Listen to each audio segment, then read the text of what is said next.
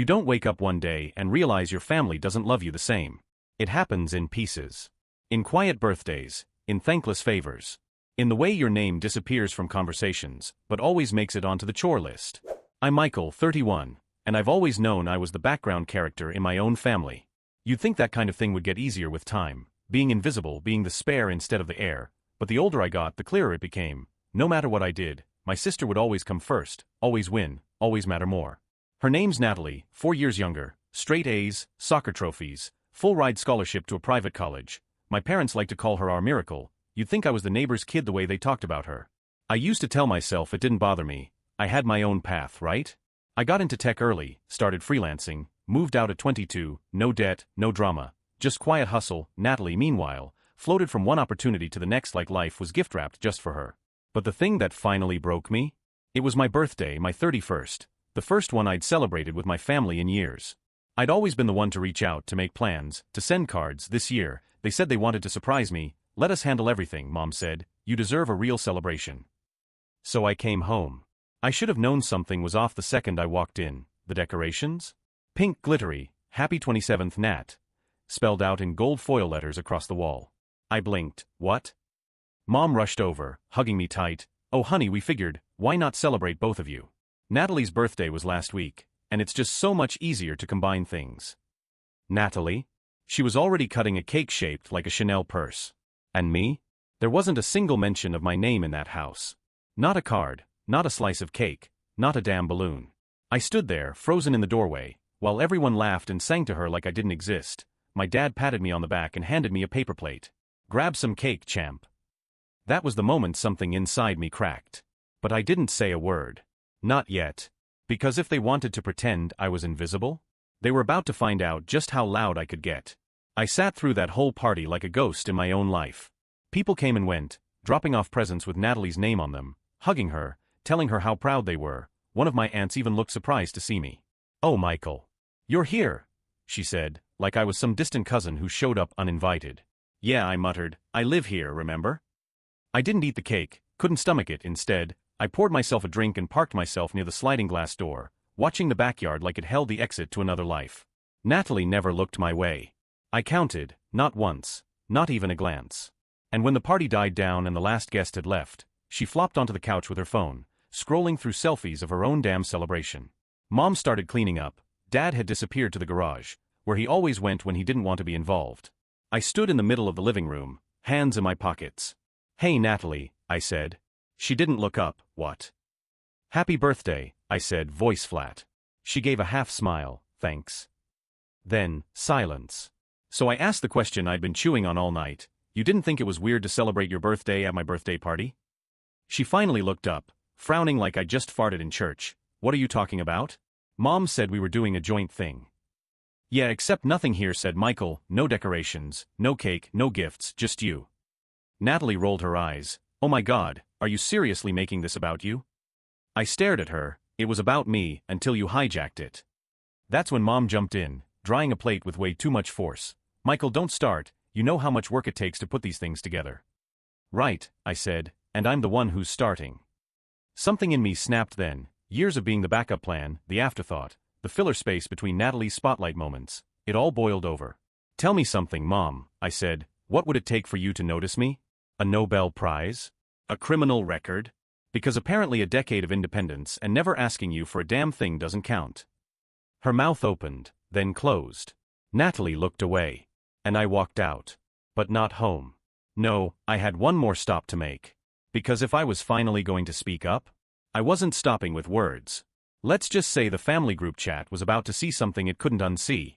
I sat in my car outside that house for 20 minutes, just staring at the dashboard. The engine idled like it was waiting for me to grow a spine. Then I pulled out my phone and opened the Reynolds family group chat, the one I muted 3 years ago because it was 90% Natalie's accomplishments and 10% passive-aggressive guilt for my mother. And I typed, "Thanks everyone for coming to Natalie's surprise party. Oh wait, sorry, my birthday party. Funny how I forgot, since nobody seemed to remember I existed." I hit send. Waited. 3 dots popped up almost immediately. Aunt Carol. Michael, what are you talking about? That was your party too. I didn't even hesitate. There was no cake for me, no card, not one gift. My name wasn't on a single decoration. But hey, Natalie got a designer cake and enough presents to open a boutique. Silence. Then Mom chimed in. Michael, this is not the place for this. That made me laugh. Not the place? This was exactly the place. Right, wouldn't want to interrupt the ongoing Natalie fan club meeting, my bad. Natalie finally responded, short, cold. You're being dramatic. And that? That was the match on the gasoline. I dropped the bomb I'd been holding for years. You know what's dramatic? When Dad cashed out part of my college fund to cover Natalie's trip to Paris. Remember that? Because I sure do. The chat blew up. Aunt Rachel, wait, what? Cousin Lisa, is that true? Mom left the conversation. Just bailed like the captain of a sinking ship. I wasn't done. Or how about when Natalie crashed my car senior year and I got grounded for it? Or when she used my credit to open that store card she never paid off? Natalie left the chat too. I could have stopped. But I didn't. I screenshot every photo I found in the house that had been cropped to exclude me. I posted them in the chat. One by one, Mom and Natalie at graduation, Dad and Natalie in front of her first car, Christmas photos where I was literally cut out of the frame. I captioned each one with a simple question. Where's Michael? When I was done, I turned off the car and went home. No one called. No one texted. The group chat was silent. But I finally felt something I hadn't in years. Seen. It wasn't justice. But it was a start. The next morning, my phone was a graveyard. Missed calls, voicemails, mostly from extended family. People who hadn't reached out in years suddenly crawling out of the woodwork, pretending they didn't know. I ignored them. Every last one. But the one that got me? It was from Dad. Just a text. Come by the house, let's talk. No punctuation, no apology, classic Dad. I didn't plan to go, not at first. I figured I'd said my piece and that was it. But around noon, something started gnawing at me, not guilt. God no, just this sense that there was still more underneath it all, like I'd kicked over the top layer of dirt, but the real rot was deeper. So I went. When I pulled into the driveway, the place looked the same, too clean, too quiet, like the aftermath of a party nobody enjoyed. Dad was in the garage, working on the same half-built table he'd been working on since before I moved out. He didn't look up when I walked in. Didn't expect you to show, he muttered. Didn't expect you to ask, I said. He sanded the edge of a plank like it had insulted him personally. You embarrassed your mother. I let out a bitter laugh. She's embarrassed now? Try living as the family's afterthought for 3 decades. He didn't argue, didn't deny it. Just kept sanding. Finally he said, your mom. She's always been a fixer. Natalie had problems, real ones, and she needed more. I shook my head. You mean she was more difficult, so you rewarded her for it, and I got punished for being stable. His silence said everything. Then, without warning, he set the sander down and turned to me. There's something in the attic. Been meaning to show you for a long time. I followed him up the narrow steps, ducking cobwebs and low beams, heart pounding for reasons I couldn't explain. He pulled out a dusty plastic bin, popped the lid, and handed me a stack of notebooks. My old journals. Drawings, stories, college essays, stuff I hadn't seen since high school. You kept these? I asked, stunned. He nodded. Your mom wanted to toss them, said you probably didn't care, but I did. I read every one. I stared at him. You never said anything. He shrugged, didn't know how. And then, like the world's slowest confession, he added, you were never invisible, Michael, just easier to lose track of. You didn't ask for anything, and I guess we stopped offering. I didn't respond. I couldn't. Because part of me had waited my whole life to hear that. And another part? Wanted to scream it wasn't enough. Then I saw something in the bin I hadn't expected. An envelope. Addressed to me. In Mom's handwriting. My hands shook as I reached for it. Inside was the truth that changed everything. The envelope felt thin, light, like it shouldn't matter. But the second I saw Mom's handwriting on the front, curved, perfect, unmistakable, I knew it did. It wasn't sealed, just folded shut, tucked between my old writing notebooks like a time bomb hiding in nostalgia. Dad stepped back, giving me space. He didn't say a word. I unfolded the letter with shaking hands. The date at the top? March 18, 2012. My 18th birthday. I remember that day vividly. It was the same day Natalie totaled my car, the same day I got blamed for not locking it properly, the same day I stopped trusting anyone in that house. Here's what the letter said. Michael. I know today didn't go how you wanted. I know we let you down. I wanted to say more, but your father didn't think it was necessary, so I'm writing this instead. I see you, I see how much you try, how hard you work, how quiet you stay, how much you give up to make things easier for all of us. And I know we don't say it enough, But we're proud of you. I'm proud of you. I don't always know how to show it. Maybe I show it wrong. Maybe I get distracted trying to fix what's loud instead of supporting what's steady. But I hope one day you'll understand. You're not invisible, you're the glue. Love. Mom.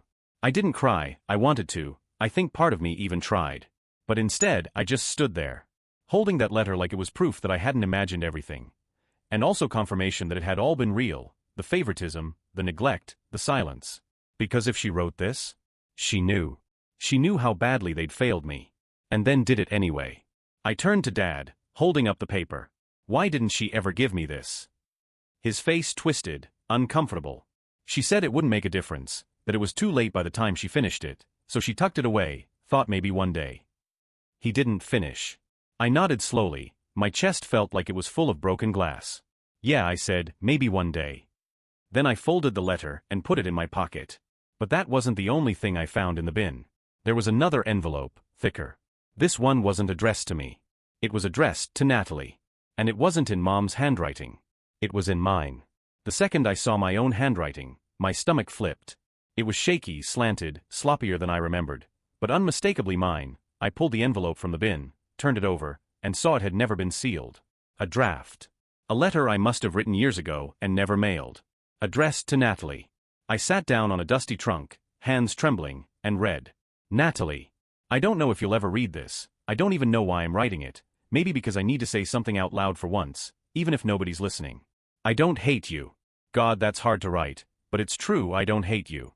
I hate how Mom and Dad turned you into something I could never compete with. I hate how they excused everything you did, while holding me to standards they never asked you to meet. I hate how they treated your mistakes like accidents and mine like disappointments. But you? I think part of me just feels sorry for you, because one day, they won't be there to catch you, and when that day comes, I don't know who you'll be without all that scaffolding. Maybe you'll finally see me then. Maybe you won't. Either way, I'm done waiting. I'm done trying to earn space in a house I helped build. I hope you find something real one day, something that doesn't come from being the favorite. Michael. I sat there for a long time. Reading it, rereading it. I barely remembered writing those words, but they still felt like my blood on the page. Dad was quiet behind me. I think he knew this wasn't something he could, or should, interrupt. Finally, I folded the letter back up. And for the first time since the party, I felt calm. Not fixed, not whole, but honest. I slipped both letters into my jacket pocket, one from her, one to her, one truth they kept, and one I buried. And I knew what I had to do next. Because if Natalie wasn't going to see me, I was going to make damn sure the rest of the world did. I never planned to post it. Swear to God, I didn't. But that night, I opened my laptop, poured a drink, and stared at the two letters, my mother's apology and my forgotten confession to Natalie, sitting side by side on the desk like two sides of the same damn coin. And I thought, why should I be the only one carrying this? So I opened a blank document. And I started typing. Not just the letters, but everything, the birthdays missed, the college fund reallocated, the invisible years of being the good kid, while they funneled their love and attention into Natalie's revolving disasters. I wrote until 3 a.m. Then I posted it. Not on my personal social media, that'd be suicide. I posted it on Reddit, anonymous, a throwaway account, the kind of post you see once and think, damn, that feels too real to be fake. The title? My family celebrated my sister at my own birthday party, so I showed them everything they tried to bury. By noon the next day, it had over 20,000 upvotes. By nightfall, it hit the front page. And with that came the DMs. Hundreds. Thousands. People telling me their own stories, siblings forgotten, parents blind, years of silent pain. One message hit me harder than the rest.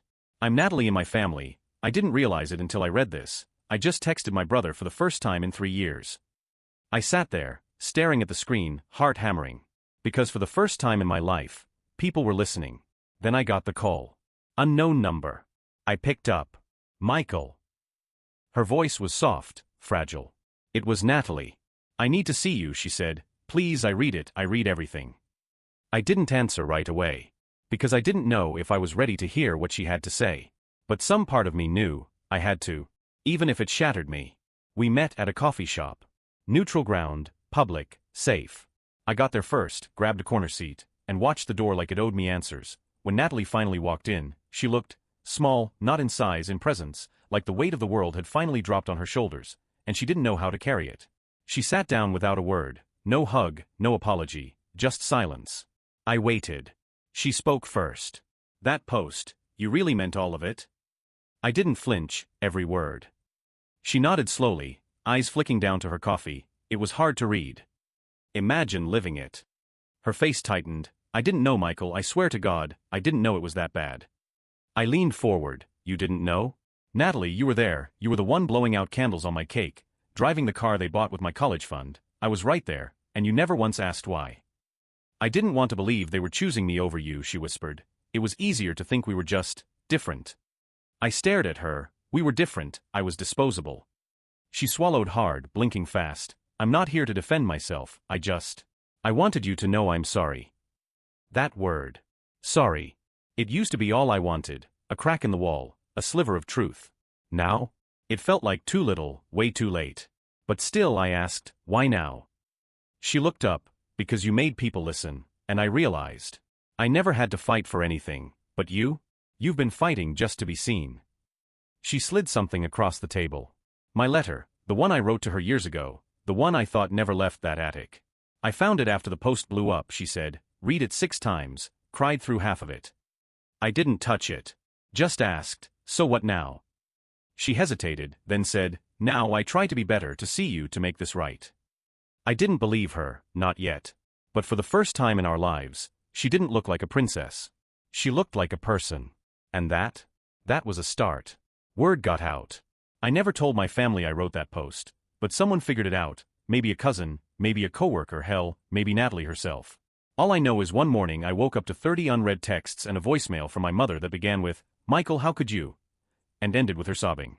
The mask had slipped, their perfect image, of a tight-knit, shiny, balanced family, was gone, and the part that hit hardest? They weren't mad because I lied. They were mad because I told the truth. Natalie texted me later that day. They know Mom's freaking out, Dad's in denial. You okay? I asked. Not even close, she replied, but I think that's a good thing. That night, Mom showed up at my apartment. I didn't answer the door. She left a letter, 2 pages, handwritten. I didn't open it. Not right away. Because for once, I wasn't rushing to fix things. I wasn't the glue, I wasn't the peacekeeper. I was just existing loudly. And that silence? It forced them to sit in the mess they made.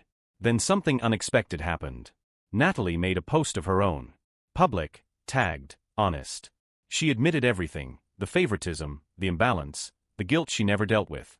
She wrote, my brother didn't just get overlooked, he got erased. And I let it happen, I'm sorry for that, and I'm going to spend the rest of my life making sure he knows he matters. It went viral.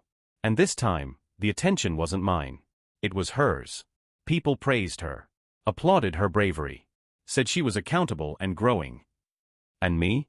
I watched from the sidelines. Because even in my story, she still got the applause. It's been 6 weeks since I posted the truth. Since the letters. Since the coffee shop. Since Natalie went viral for owning up. I didn't respond to her post, didn't retweet it, didn't heart it, I just watched. Because something shifted in me. Something irreversible. I stopped needing their applause. Stopped hoping for closure wrapped in a bow. Instead, I started living like I owed myself something. I found a new apartment, one with more light, more quiet. I got rid of the things I kept around out of guilt. Gifts from birthdays that never felt real, family photos where I wore a forced smile. I even started writing again, not for the internet, not for revenge. For me. One night, Natalie called. She didn't text first. Just rang. I almost didn't pick up. But I did. Hey, she said, I know you're probably sick of me, but I wanted to tell you something. I stayed silent.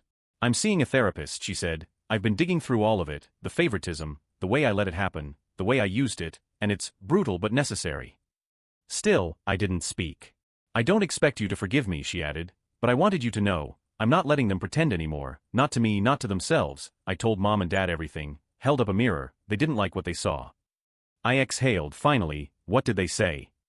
They asked if we could have dinner, all of us together. I laughed, short, sharp, bitter. Yeah, I said, I bet they did. Then came the quiet. The real kind. Finally, she said, will you come? And I gave her the first real answer I'd given in years. No. Because the truth is, I already got what I needed. Not their apology. Not their recognition. Not even Natalie's redemption arc. I got me. Unedited, unfiltered, unafraid to be the loud one. Because I was never the spare. They just couldn't see the story without squinting. But now? Now I write it myself. Thanks for being here for this story. If it hit you somewhere deep, or reminded you of something in your own life, I'd love to know. Drop a comment below, because some stories they're only just beginning.